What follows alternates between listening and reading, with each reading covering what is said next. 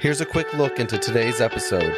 I'm going to spend 90% of my time talking to the people that are in the know, that know where we're going, that know what we're about to do, that know what we have to do, how we need to do it, and help educate me, help get me online, and help me knock down some of these walls and reduce some of the friction so that I can help make their job as easy as possible. I think intuition, it can be trained, but I think it comes with preparation, reading, educating. It comes with watching people that are actually doing it, watching videos, going and seeing a training exercise, going and see somebody actually doing it. When you do all those things that I just said, I think that's where intuition comes. You put all your notes off to the side, you look somebody in the eye, and you listen to what they have to say, and they're like, hey, we're getting ready to do this big field training exercise. What are the things that you think we're going to struggle at?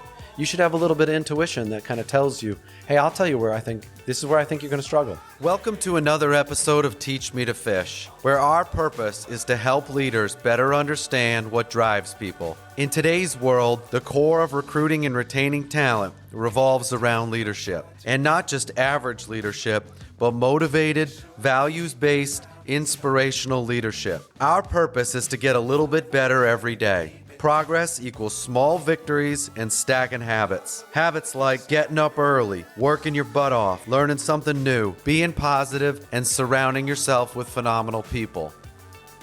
But I think I want to start, here's the roadmap, and you can just tell me if I'm off course here. I had a few reflections I want to get off my chest, which is the reason why I wanted to call you up and have a conversation. And so I really got 3 points I want to put out there, and then, turn the mic over to you for 2 questions as you get ready to assume brigade command. And then we can just see where it goes from there. I'm looking forward to the conversation. This would be a one-hitter quitter, 45 minutes. Yeah, quick hitter. In and out. Quick hitter. So here are the 3 things that popped up in my head over the last couple of weeks. And the first has to do with, me thinking about taking battalion command, but then seeing you assume brigade command. And I think back to the time when I was a lieutenant, and I think about how I felt when I saw my battalion commander. Not that guy looked ancient or old, but there was such a gap between me and the battalion commander at the time. It was Lieutenant Colonel Troy Perry. I don't know where he's at right now, but shout out to him. But it just seemed like so much space between that guy and I. I didn't even think about the brigade commander. That person didn't even exist in my world. Like, had no clue that person even existed. Full bird colonel, like, what is that? And so what I think you've done, and this is just my perspective, is dispel what I call the illusion of the untouchable colonel. Right? You've dispelled the illusion of the untouchable colonel. And what that means to me is that I think when people see you and your leadership style, there's not this huge gap that you can't touch. Like, I think in your leadership style, you portray those attributes that are in other people, despite whether or not they're soldier or officer or citizen soldier, right? So you've dispelled that gap. The second thing is your podcast, because I was there doing the inception. I mean, you talked about it and got to see it mature. You 38 episodes in, something like that. But what you've done is you've brought people to a virtual conference room table. That's how I like to think about it. And many of these folks I know that you've interviewed but hadn't seen in years. And what I get from listening to these podcasts it's as if I'm sitting down with, Bailey Bolin or Conrad Kircher or, Brigadier General Garcia. It's like they're sitting next to me and I'm talking and I'm listening to them. So that's awesome. You're able to bring them to the table. And then the third point is the more I engage with you, I see your assumption of command. We talked about this a little bit. I see your assumption of command as somewhat of a continuation of the things that you already do. Right. So respectively speaking, like, you're the same guy, which goes back to that illusion of the untouchable colonel a little bit. I keep thinking about these assumptions of command and people congratulate you and all of these things. And it's a huge privilege, but you're not going to do anything that you hadn't done already. And you've been on ground for a year and you've been reconning the whole thing. You have established networks and relationships. And so it seems like it's a continuation of what you're already doing. I could be wrong, but that's kind of how I see it. So 2 questions for you. 2 questions. Number one is, how are you doing with everything going on? That's number one. And then the second one is, given this rich content that you've been putting out, how do you plan on continually teaching people how to fish? Well, first, thank you. Thank you for thinking that I'm doing it right, that I'm sharing it right. and the things that we're doing are making a difference. I really appreciate that. How am I doing? I mean, I couldn't be any better. I mean, like, I'm here in Hawaii. I live in an amazing community. I got amazing opportunities coming up. I'm blessed and thankful for my family's health every single day, and the things that have happened to my family and for my family because of the opportunities that the Army and the people in the Army have afforded us. So things couldn't be better for the LeClaire family. And I just want to keep paying it forward to people that are in the situations that I was in 30 years ago, 25 years ago, 20 years ago, and so on and so forth. Mm-hmm. So just getting right to your question, like, how am I going to keep it going? I feel like it's a continuation of what I've already been doing for the last 10 years. And that is the greatest fulfillment I have found over the last 10, 15, 20 years has been helping people have a better both professional and personal life, both in the Army and outside the Army. And when I get to talk to those people, whether it's somebody like you who's getting ready to go be a battalion commander, and in any way, shape, or form, maybe like something I shared or an experience I shared or an opportunity has helped you get there, to, your Jules Larimer was just here a couple days ago getting a banana tree out of our backyard. He got a beautiful house. He's working for Andrew down the street. I see Brian O'Connor when him and his wife Kelsey were here for a quick vacation. And they're out there outside the Army with an amazing life. And to think that me and you, or anybody for that matter, that we could have had like just some portion of that is so fulfilling, and it's just like it feels to me the same way it feels when my kids do something really good, and I'm so proud of them. And Christy does something, and I'm so proud of her. When somebody that we served with in the military does that, I have that same feeling, and Mm-hmm. I'm like a junkie for it. I can't get enough of it, and I can't get enough of helping people. So that's why I'll continue to do these conversations and have these conversations with people and help people better understand what's driving people to serve, both in the Army and outside the Army. Yeah, and so for folks that are unacquainted, you're about to assume brigade command in the 196th Infantry Brigade, and then the Joint Pacific Multinational Readiness Center, JPMRC, which is significant. I know you've talked about that quite a bit, but a brigade, can you just put that into perspective, like what a brigade is in terms of size and scope? Because I think their level of influence for folks who are not in the military, they may not understand that. Yeah. In the Army, you got every echelon, from you got your team to your squad to your platoon, Mm-hmm. to a company, to a battalion, to a brigade and a division, as you go up. So every time you scale those organizations, they double, triple, quadruple in size. Not all brigades, though, are filled with 11 Bravo infantrymen or 13 Bravo like artillerymen. And so some of the brigades are training brigades at Fort Moore, are training brigades that are training National Guard and preparing them for mobilization.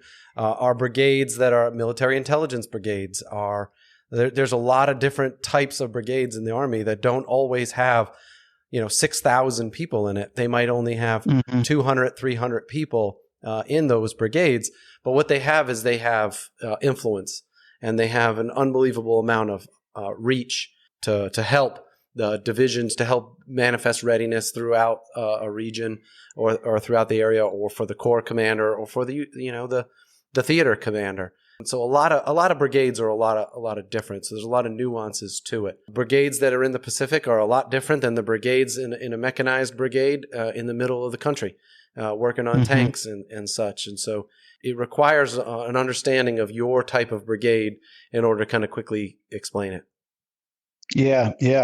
I'm looking at the books behind you, and you've always been a lifelong learner, and trying to inculcate all of the lessons, in those hundreds of books behind you. And you talk about stacking habits. So a question for you going into brigade command has to do with, I guess, what's important to you with respect to all the preparation you've been doing really over your life. Do you see all of that manifesting itself, in the first couple of weeks, or do you hope for that to manifest itself over the next 2 years that you'll be in command? What does that look like to you? Yeah, I like the way you started that, where you said, is it a part of your life? Because I think that in order to be ultimately successful, the things that you're doing have to be a part of your life. They have to be, in order for something to be a habit, it has to be something that you do almost every single day. You can't just say, I'm about to take command, so I'm going to create this new habit called doing PT, or I got a new habit called learning new things, right? The habits are things that you would do whether you were in the Army or out of the Army, regardless. And so like when I think of like the things that I value or the things that are in my core, the first things that come to mind is character and my absolute honesty and telling people the truth. Competence, and that's being able to do what it is that I say I'm going to do, or the organization that I'm responsible for has to be able to do. I live the Ranger Creed. I've been a Ranger my whole life. And so like when someone says they live the Ranger Creed, like that's what I live every single day. Like I think about that every day. And then being committed to something, a brighter future, something that's bigger than yourself. There's all those cliche like little buzz things, but like when it's inside of you and it is a part of your being, a brighter future is what comes when you're committed. You know, I believe life is about opportunity. It's about the opportunity to kind of put yourself in position to get lucky, to see things, and then having the guts to go out there and get it when you see that opportunity. Yeah, so that's really interesting. I like the character, competence, and commitment because you've been preaching that for a long time, and it sticks. That kind of sticks. It absolutely sticks. But hearing you talk makes me think about our Army's Command Assessment Program, and I talked to a lot of my field grade peers, some of which are getting ready to go do that, and they're trying to prep for those programs. And my advice to them, you tell me if I'm off base with this, but I tell them there's nothing you can do in the next 24 hours that's going to prepare you to exemplify who you are over the last 18 years. So be yourself, be yourself. And that gets back to what you were talking about. But speaking to that program, which I think is a great, great program, what advice do you give field grades preparing for something like that? Yeah, it's very similar. I tell them to think about what it is that got them to this position. Think about who they are and what type of person they want to be known for, or that they already are. I think that if they know they have certain weaknesses, simple things like writing or simple things like communicating verbally, if you know that those are a weakness, there are ways that you can kind of quickly brush up on those a little bit and get a little bit better at those. Ask better questions. Find people that are out there that can give you some feedback, that'll give you honest feedback. Starts with you giving them feedback. And saying that this is what you did very well. What are the things that I did good, or what are the things that I didn't do so good, as you kind of go in that, so you don't get blindsided by things on the back end, and as you prepare. And not everybody needs to prepare differently.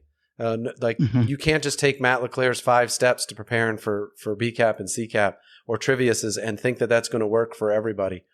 Too often, I think we want to come up with the easy button, and we want to come up with a 15-minute abs, and we want to say this is what it's going to take in order to have, to be successful at BCAP or CCAP.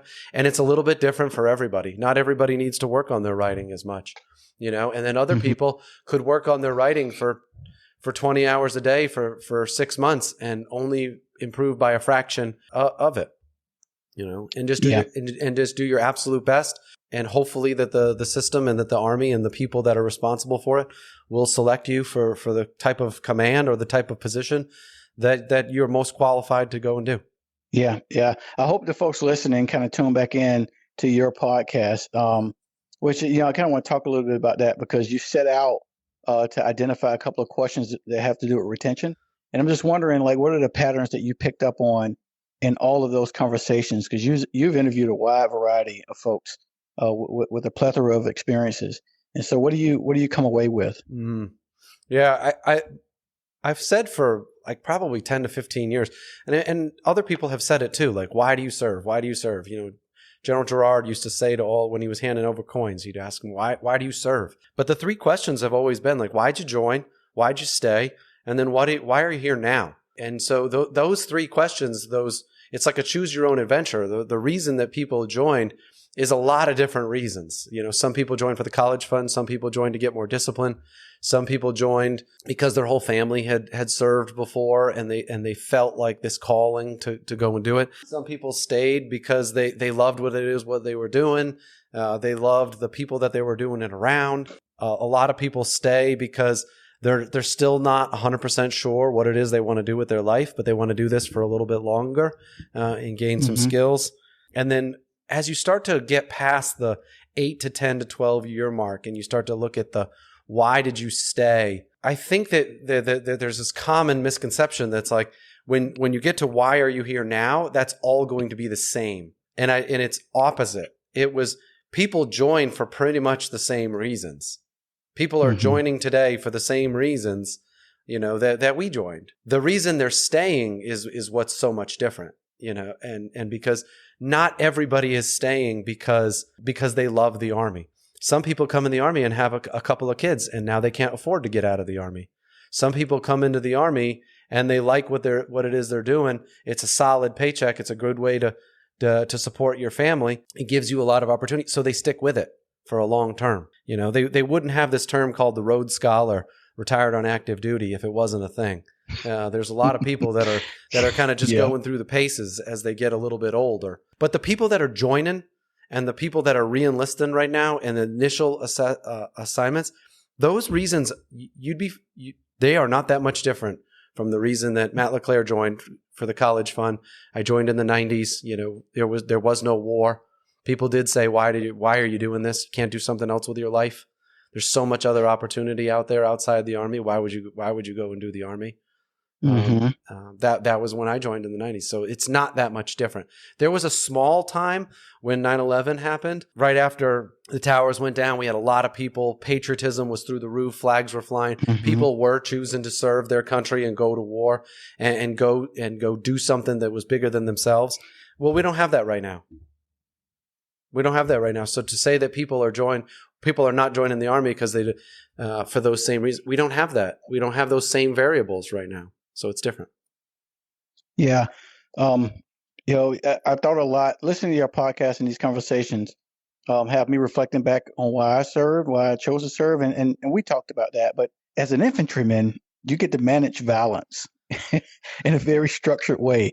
So like you get to cater yourself to I wouldn't call it deviant side, but more adventurous. But then you also get to influence people. It's a people organization. And I'll never forget, we were sitting downstairs in the saloon, having an old natty light, and we're talking professional development. And you told a story about an individual. You asked the individual why they serve. And the answer was, I want to change lives. I want to change somebody's life. And there was a moment of silence at the table because you typically don't hear that response. And that's a deep and powerful one. You talked a little bit about the generation. I just got through teaching a bunch of upcoming high school seniors. And most of them were born in 2006, 2005, 2006. This is post 9/11. They grew up in a lot of ways, when you think about it, in an era of conflict all around them. And then they had the social media and the screens to see it all at the same time. Have you thought about, the generational gaps? I won't call them divides, but just we have definitely seen a clear delineation in perhaps a millennial generation, a Gen Z generation. And what do you think about that? And knowing that you have kids serving right now. Mm-hmm. Yeah, I think that if you could get inside their head and you could get a little bit of the most honest, like what it is they're thinking, the fact that we refer to them as that generation is an insult in itself. Every time someone says that to them or they hear somebody, I feel like you lose credibility when you say this generation, that generation, right? In the same way that when I was called the Nintendo generation, I lost respect for the people that called me that. Is that my fault? Yeah. That they invented like video games when I was a kid and they were awesome, right? And I feel like that we should take pause before anybody starts saying things like that generation or this generation is different. Because they said the same exact things about me. They said Nintendo generation is weak. You didn't go through Ranger School back when it was hard.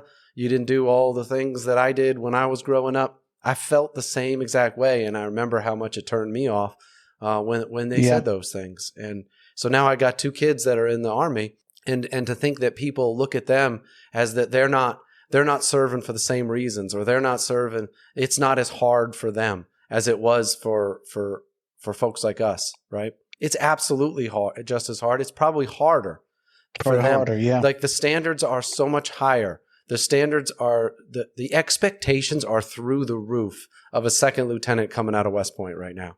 The expectations of these soldiers, of Brady right now as a team leader in the 101st, he's got a computer on his chest. He's managing drones. Like he's a corporal, and he's doing things that we weren't even doing when I was a second lieutenant in combat the first time, right? And the things that they're asking and allowing him to do as he moves forward. He's at JRTC right now as we speak. He's doing things that me and you were doing when we were lieutenants, maybe even captains, that we were doing. So the expectations are through the roof, and they're absolutely capable of it. I think they're faster. Yeah. I think they're stronger. I think they're smarter. I think they're more informed. They've grown up their whole life with the access to information at their fingertips. So they know how to use it. They know how to use this tool like a cyborg that can just get the information. You give them a couple of questions, they'll watch a couple of videos, they'll get some information, they'll put it into practice, they'll rehearse it, they'll try it, and then they'll find out from their friends if it's working or not. Yeah, last time we spoke, we kind of dwelled on the creative, what do soldiers need to know versus telling them to do. They also know how to triage information because they're overwhelmed with it. And so they know how to prioritize it based on what it is they're doing at the moment that they're doing it. Mm-hmm. And I can tell you, my son and daughter are able to shift focus like on a snap. They can shift their focus and do something and put their total energy into it in a way where I don't think I could have. So they definitely have some superpowers. Thinking about your assumption of command coming up here pretty soon. What's important to you on day one? Maybe week one. I'll give you. What's important to Colonel LeClaire? Yeah. I think the things that are most important to me are the things that as my life has, as I reflect on 30 years of being in the Army, or being in the Army since I was 17 years old, there's 4 things that have become like my absolute foundation. And they're in this order for an absolute reason. Number 1 is my health, how I feel when I wake up in the morning, both physical, mental, spiritual, as my brain clicking. Do I feel, because there's nothing worse than having some form of an injury or not feeling that good or that your whole day is set off a little bit different when you're not feeling that good. So my health is the number 1 thing that helps my family, that helps everybody around me if I'm feeling a little bit better. So number 1 is my health. Number 2 is my family. If my family situation is going well and I'm proud of my kids and they're doing great things and I'm proud of Christy and she's delivering a baby today or she tells me about something that she just did, I'm so proud of her. I walk out of the house or the next day I'm walking on air because I'm healthy, because I feel good, and because of my family. So number 3 is the relationships that I have with people and my reputation that kind of starts to come with it. It's what's important to me. I often hear when people say things like, I didn't join the Army to make friends. Well, I don't want to hang out with that person, if that's what you say, right? I didn't join. I'm here to accomplish a mission, and that's it. Okay. I don't want that person, one, on my team, and I don't want to be on that team. Noted, right? So relationships and reputation that have built through my years in the Army, through my life. That's what's the third most important thing to me. And number 4 being my contribution. My contribution both to the Army, my contribution to the families and the people that I get to be a part of and that I get to help. Those are the things that are important to me in that order. We can't even get to contribution if your health and your family and your relationships are struggling. We can't even get to that. You can't skip forward in my book. You can't skip forward to contribution and just neglect the other things. I'm really good. Are these prioritized? These sound like they're prioritized in that order. They absolutely are. Yeah. They are in that order for a reason, because you can't go to step 2. Or if you go to step 2, family relationships, they're going to struggle if your health is struggling. You've got to take care of yourself first and be healthy. Yeah. One of the things that I learned under your influence is the art of meditation through the headspace. We talked about this too, but not only that, but like just taking the time to take a walk, right? Like when I was at Leavenworth, I went out one Saturday morning. I just said, I'm just going to take a walk. I'm not going to run. back as second lieutenant ranger out of ranger school, I wouldn't be caught dead running. I mean, walking rather. I run everywhere. Mm-hmm. And one day I just took a walk and I just listened and just took in the environment around me. And in the headspace, I meditated at JRTC and talking about health, I was sharper, Mm-hmm. after that meditation, Mm-hmm. after that, the coffee, Mm-hmm. so that's all good. Uh, I'm wondering what haven't you spent enough time on? Like, do you have any, not regrets, but like, if you had more time, what would you go back and spend more time on? Wow. That's a question I kind of wasn't 100% prepared for. You know, um, what would I spend I'm more sorry time about on? that. No, I really like it because I would look into like this. In order to be prepared, you got to you got to have systems. You got to have things that help you get prepared for whatever it is going to do. And I've got these pieces of paper sitting right in front of me. What do I do the first 2 weeks? What do I do the first month? What am I going to do the first 8 months? And then what things do I get to over the first year if I can get to those things? I try to empty everything out of my brain and put it onto a piece of paper and then start to categorize it, then start to prioritize it and start to do the things that are going to, one, get the biggest bang for their buck, and then do the things that we need to do now. And we'll cross some of those other bridges when we get to it. So when I look at some of those things, I think I would start to get into the sawdust. Some people call it like a parking lot. These are like tasks that you would do if you had more time. I think if I had more time, I would be way more forceful on going to see the people that we're going to be working with. Everybody always says like, hey, get on my calendar. Hey, get an office call. Hey, we'll set you up with these office calls with these folks. And then before you know it, change of commands next Wednesday, and you've met with about 10 of them, not 50 of them, not all 50 of them. So then you say, well, now you missed that opportunity. The opportunity's gone. That is a lot harder than it sounds because your schedule doesn't always match up with their schedule. And the things that they're going to share with you, sometimes it's like, well, I can't really predict what's going to happen 6 months from now. So you can't start some of those conversations too soon. And they don't know exactly what we're going to be doing in a month. But I was able to do the most important ones. I was able to see the commanding generals. I was able to see General Williams, General Evans. I was time with them, General Gerard. I was able to spend time with Sergeant Major and talk to some of the Sergeant Majors that I know about what are the differences as we go forward. So I would probably spend, if I could do nothing else here going forward, I would spend more time talking to people that are in the know right now about where we're going. And that is that kind of falls into my next 2 weeks to 30 days in command. I'm going to spend 90% of my time talking to the people that are in the know, that know where we're going, that know what we're about to do, that know what we have to do, how we need to do it, and help educate me, help get me online, and help me knock down some of these walls and reduce some of the friction so that I can help make their job as easy as possible. Yeah.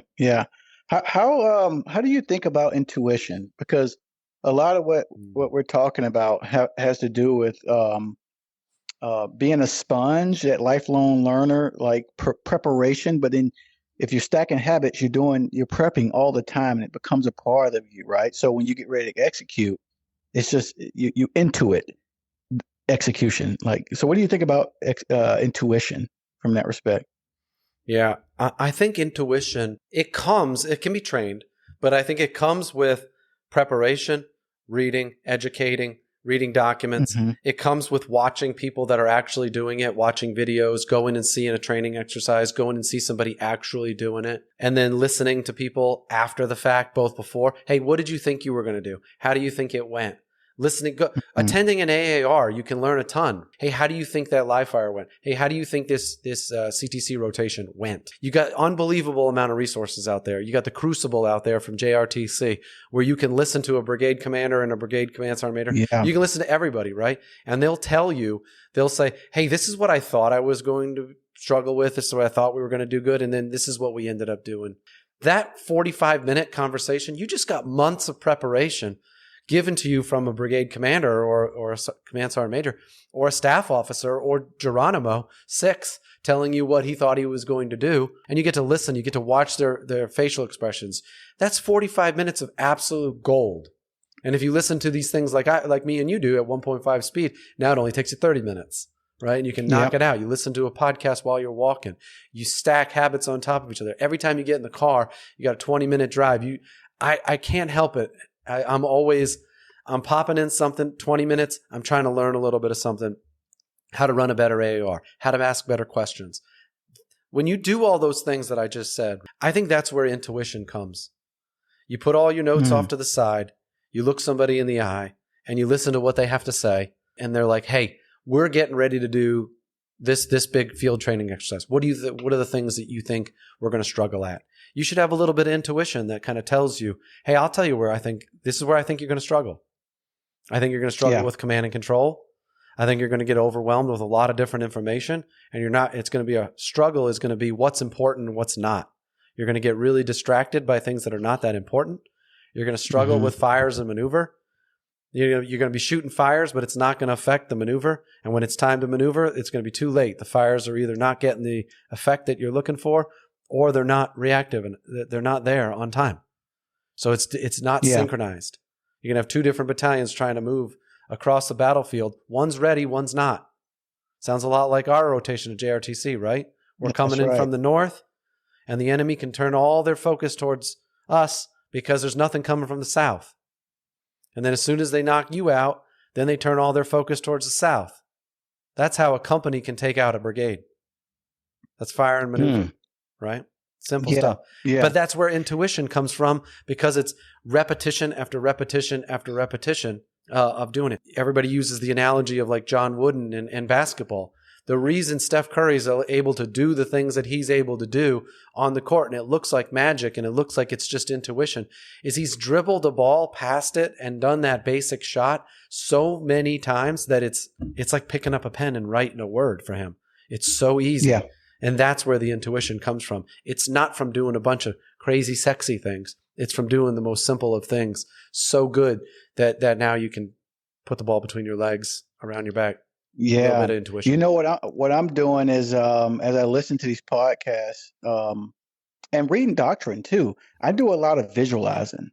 I think that's a superpower. So when you read a battle drill or you listen to a podcast of a battle that plays out at GRTC or NTC, for me, the one equilibrium is the terrain. The enemy and friendly enablers and everyone, civilians, whoever, they're sitting on the same terrain. And so when I go out to these places, when I drive, I look at the terrain and I visualize ambush, or I look at terrain features, or I might visualize a battle based on a podcast of a description of it. And I'll run that cycle through my head to figure out, what variables are affecting the enemy, what variables are affecting friendly. That takes time, by the way, to train yourself to do that. But these are reps. I'm learning this in the time that I have, doing this dissertation. In my free time, I just visualize certain scenarios to the extent of, I have an office call, say with my director of graduate studies or with the CG. I'm going to visualize that meeting. I mean, down to where I'm going to sit, my posture, my tone. I'm starting to and that's transformative for me because I didn't used to do that. Yeah. But if I take time to visualize those encounters, that coupled with intuition has become hugely important for me. And I'm going through that now. That's why I share that, the visualization. So I wonder if based on your 4 efforts, the health, family, relationship, reputation, and contribution, what that looks like. And it's not a question for you, but I'm thinking about it. If you visualize your health, right? You visualize the family and the relationships, and the reputation. What does that do? And that could be transformative. Yeah. Back to what you were saying about the knowing the terrain. Sun Tzu says you got to know yourself and you got to know your enemy, right? And then you can know, and then you know the terrain. But you got to know what it is you're good at. You got to know what it is you're not so good at. You got to know what drives you. You got to know what fuels you. You got to know what triggers you, gets you off your game. You know what your game is. Do you throw the ball far, or do you like to throw the ball short and accurate? Like which one is it? How do you want to play? How can you play your game? And then how is the enemy going to go up against you? What is your enemy? What's the enemy? Is the enemy time? Is the enemy the environment? Is your enemy, shoot, Geronimo? Like whatever the enemy is, how is your enemy going to fight? And are your strengths going to going to absolutely smash the enemy, or is he going to use his strengths against your weaknesses, and you need to guard against it? And then you can kind of use your terrain to your advantage.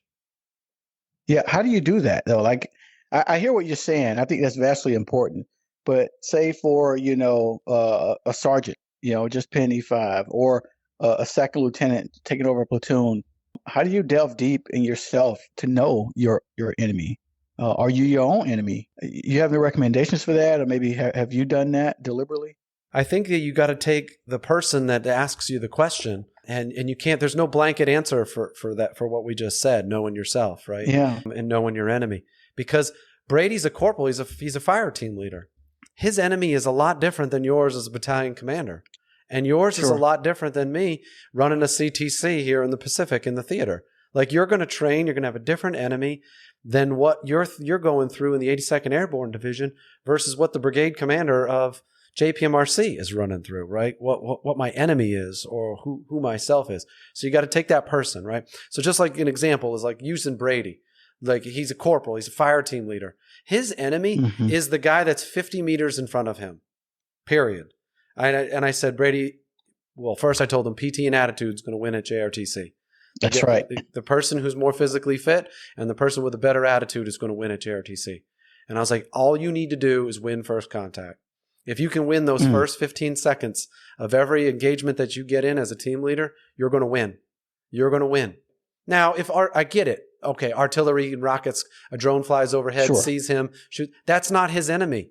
That's his brigade commander's enemy, to make sure that those drones don't see him and don't. He can hide in the dirt. I get it, but he's dead if they shoot mortars or artillery rockets on him. He can't affect that, but he can affect the first 15 seconds of a firefight, because he's the lead fire team leader.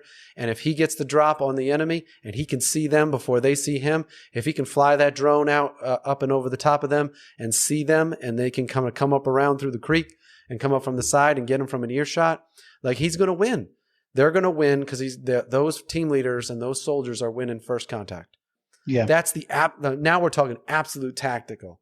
Now we skip all the way to like the battalion commander, who's trying to put companies in the right place. He's trying to he uses artillery. He's trying to fly in maybe some Apaches, some form of intelligence to figure out where the enemy is. That's his enemy.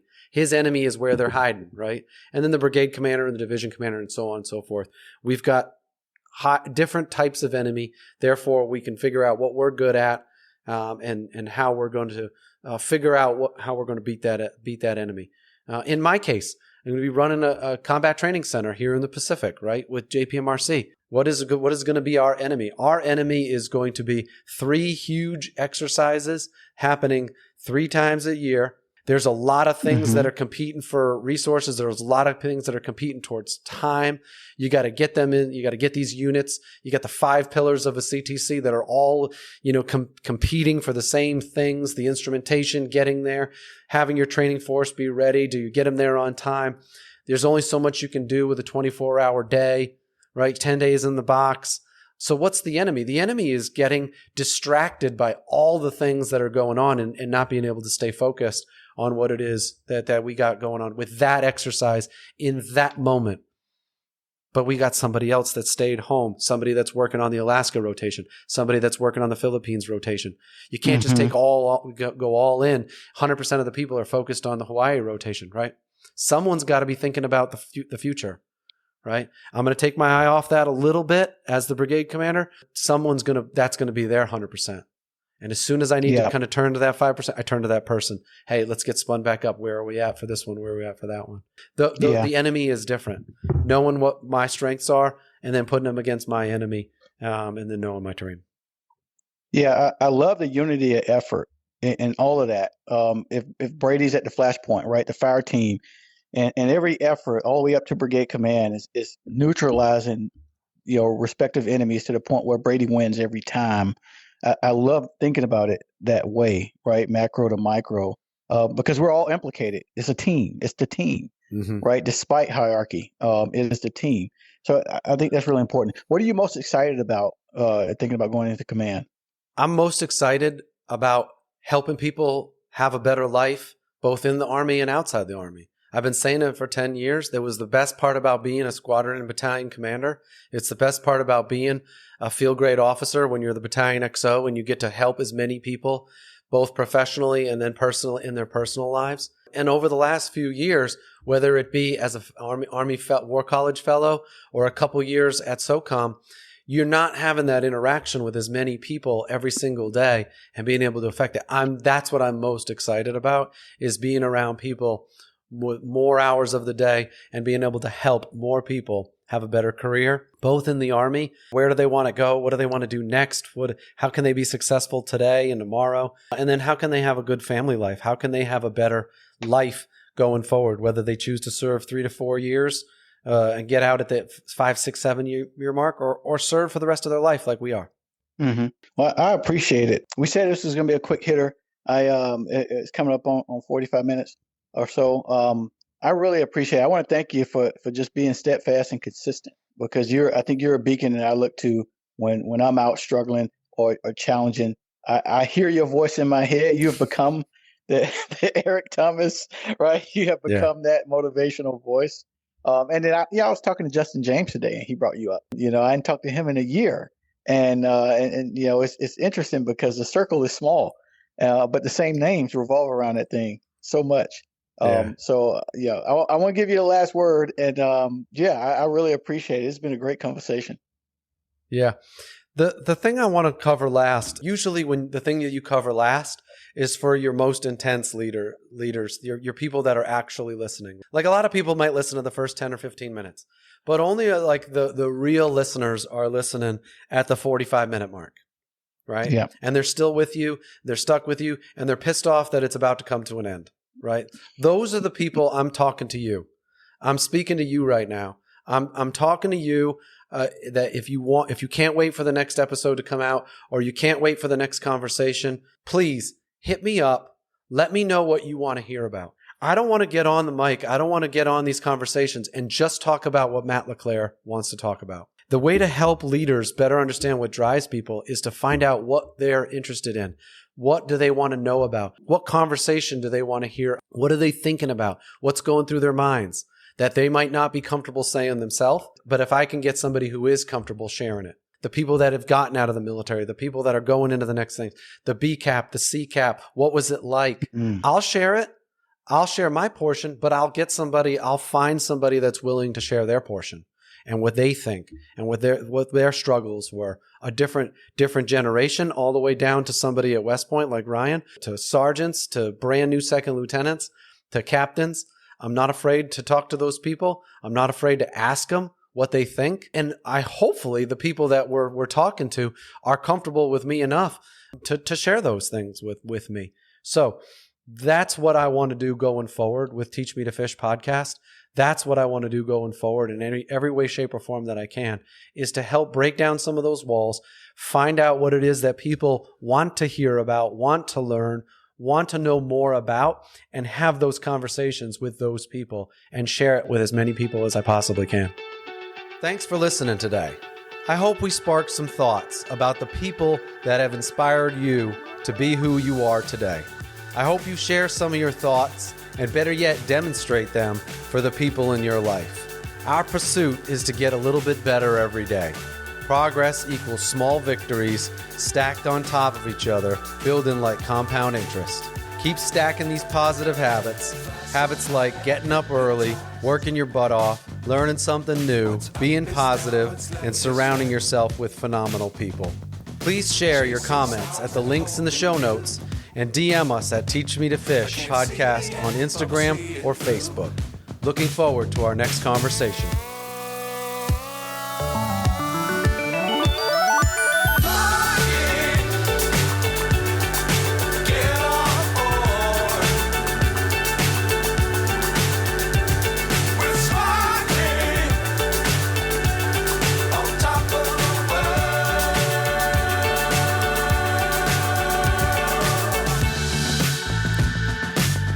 Times don't fly too high. Be sure to keep the ground in sight. Fly forever if you keep it tight. Love the world, but keep the sky